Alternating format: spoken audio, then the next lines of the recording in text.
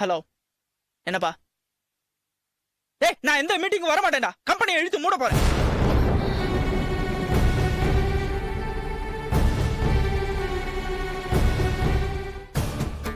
Commission office போலாம். நான் தான் கொலை பண்ணேன்னு சொல்ற ப்ரூஃபை நீங்க கொடுங்க. நான் போட்டோவை வைக்க வந்த இடத்துல இன்ஸ்பெக்டருக்கு உங்க ஒய்ஃப் ஏன் 10 லட்சம் கொடுத்தாங்கன்னு கேட்பாரு. பேசிக்கலாம். டேய் டேய், வீணா இந்த விளையாட்டெல்லாம் வேண்டாம். என்ன வேணும் உனக்கு? 15 லட்சம் பணம் வேணும், அதுவும் நாளைக்கு. டேய், இல்லனா என்னடா பண்ணுவ?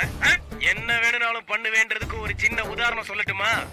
சேகர் எம்போரியத்துல நீங்க 8 மே 2012 சாயங்காலம் 6:39க்கு உங்க காடை தேய்ச்சி வாங்கின கருப்பு கலர் பெட்ஷீட்டாலதான் நீங்க பணத்தை கவர் பண்ணி டிஸ்போஸ் பண்ணிருக்கீங்க. அவன் தெளிவா இருக்கான். அவன் ஸ்டேட்மெண்ட் அவன் பக்கா கிரிமினல்னு சொல்லு. முதல் முறையா உங்க வீட்டுக்கு வந்தப்போ என்கிட்ட நீங்க விஷயத்த சொல்லி இருந்தா நான் அப்பவே உள்ள வந்து சர்ச் பண்ணிருப்பேன். அவனும் மாட்டியிருப்பான். இப்போ அப்படியே உள்டாவாயிடுச்சு. நம்ம குடுமி அவன் கையில மாட்டிக்கிச்சு. அதனால அவன் கேட்கிற பணத்தை கொடுத்துடுங்க. மிஸ்டர் உதய், வேற ஏதாவது ராங் ரூட்ல போய் பிரச்சனை ஆயிடுச்சுன்னா நானும் உங்களுக்கு ரிவர்ஸ் ஆவறத தவிர வேற வழியே இல்லை. இப்ப வரைக்கும் கேஸ் இன்வெஸ்டிகேஷன்ல தான் இருக்கு. திடீர்னு ஒரு ட்விஸ்ட் அடிச்சு என்ன காப்பாத்திக்க உங்களை நான் மாட்டி விடுற மாதிரியான சூழ்நிலைய தயவு செஞ்சு உருவாக்கிடாதீங்க.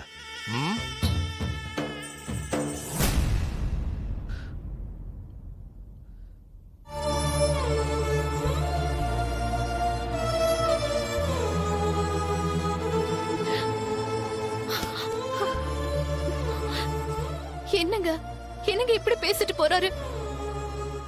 என் நேரம் வித்யா, என் நேரம்.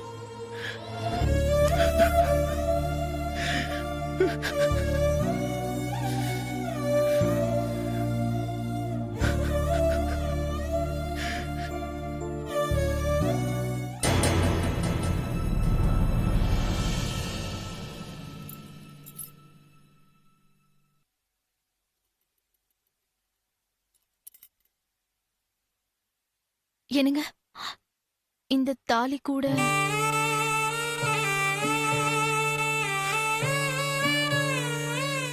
வேண்டாம், அதை நீயே வச்சுக்கோ. போய் யாருன்னு பாரு. சரிங்க.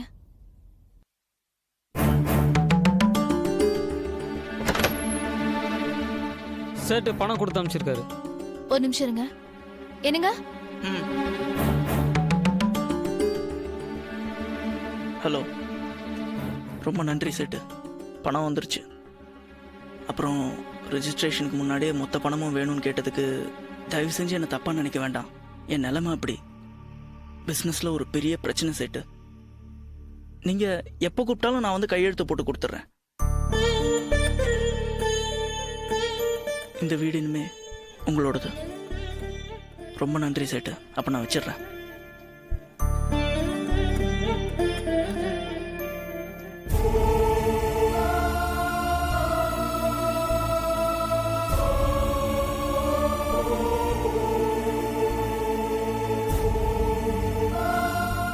மொத்த பணமும் வந்தா கூட பத்தல வித்யா.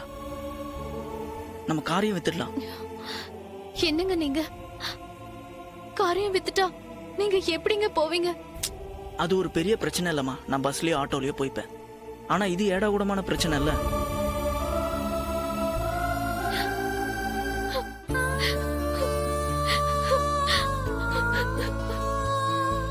வித்யா, வித்யா என்ன பண்ற நீ? வித்யா, ஏன் இப்படி அழுதுட்டு இருக்க?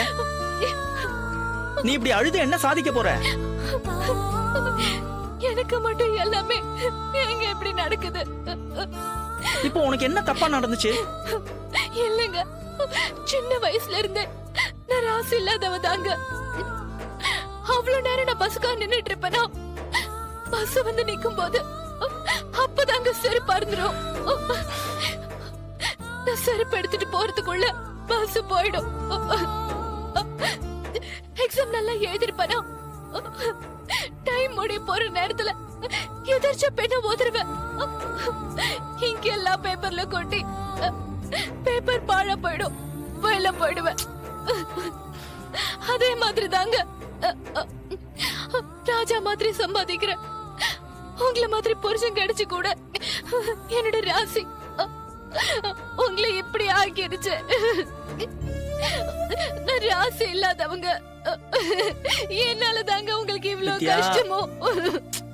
என்னம்மா வித்யா, என்னம்மா என்ன ராசி இல்ல, யார் ராசி இல்ல? எதுக்கு சும்மா ராசி இல்லன்னு அழுதுகிட்டே இருக்கேன்? என்னாச்சு? ஒண்ணு இல்ல மாமா. ஏன் சும்மா ராசி இல்லன்னு அழுதுகிட்டே இருக்கேன்? ஐயோ அதெல்லாம் ஒண்ணு இல்ல மாமா. என்னப்பா என்னாச்சு வித்யாவுக்கு? ரொம்ப விரக்தியா பேசுறாளே. இல்ல அவளுக்கு வயிற்று வலி, அதான். வயித்து வலினா டாக்டர்கிட்ட கூட்டிட்டு போக வேண்டியதானே? வா.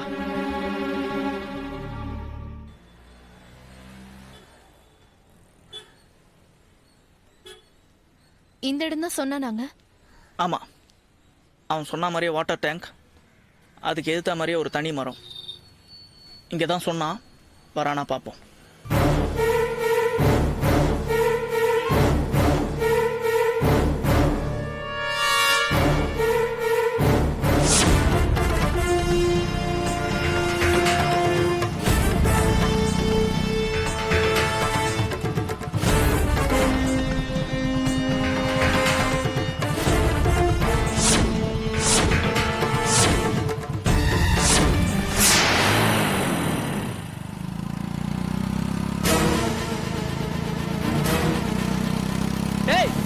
என்னாச்சுங்க?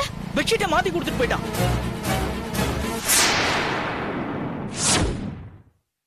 ஆ வாங்க சார். S mister Uday. வாங்க முரளி. மிஸ்டர் உதய், இவர்தான் நீங்க பாடியை டிஸ்போஸ் பண்ணீங்களே அந்த ஏரியா இன்ஸ்பெக்டர். வணக்கம் சார். வித்யா, போய் காஃபி போட்டு கொண்டு வா. பரவாயில்ல சார், காஃபி குடிக்கிறதுக்காக நான் இங்க வரல. நீங்க டிஸ்போஸ் பண்ண பாடிக்கு சொந்தமான பொண்ணு ராஷ்மின்னு அவன் போன்ல சொன்னாலும் இது வரைக்கும் எந்த ஸ்டேஷன்லயும் அப்படி ஒரு பொண்ணு காணாம போனதா கம்ப்ளைண்ட் ரெஜிஸ்டர் ஆகல.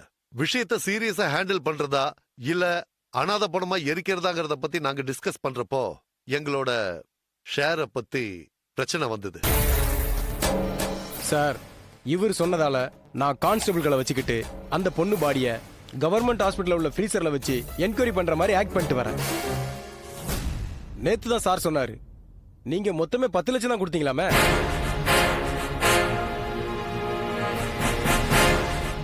சார், இப்போ நீங்க என்ன சொல்றதுக்காக வந்தீங்களோ அதை டைரக்டாவே சொல்லிடுங்க சார். சார், என் ஷேர் 5 லட்சம் கொடுத்துட்றேன்னு சார் சொன்னாரு. அது சரிப்பட்டு வராது.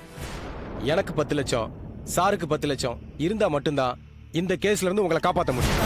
சார், என்னங்க இதுல நாங்க சொல்றதுக்கு என்ன சார் இருக்கு?